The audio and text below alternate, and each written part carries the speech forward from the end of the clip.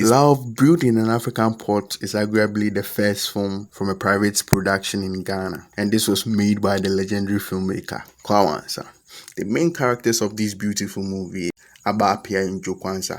Abapia is a well-educated lady from a middle-class family in post-colonial Ghana, and Joe is a humble mechanic in the village where Abba comes from. Both of them meet and fall in love. This outrages Abba's father, Mr. Pierre, greatly because he wanted to use his beautiful daughter to get into the high level of society that time. But regardless of his objection, both of them get married. The hurdle of social classes and wealth still goes against them even though they are married. This affected them greatly, especially Joe, who was from the lower part of the spectrum. Joe never gets over this because he's continuously taunted by the people in his society, the rich men who wanted to marry Amma, and mostly Abba's family.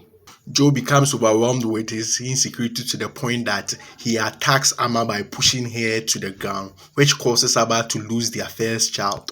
This caused their separation. Abba was left in the hospital to deal with the pain of losing their child and the trauma, while Joe runs off in fear of being punished by Mr. Pierre, Abba's father, or being arrested by the police. From here, things got worse for both of them. While Abba was still dealing with the trauma of losing their first child, she was lured into one of the houses of the rich men in their village and she was raped. Now Abba is left in a situation where she's dealing with both the trauma of losing her pregnancy and also being raped. This causes Abba to lose her sanity.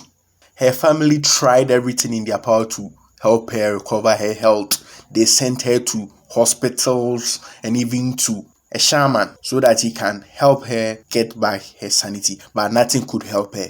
Then Joe finally mastered courage and came back home, but only to find that her wife was almost no more. This is the end of such a very beautiful and tragic story.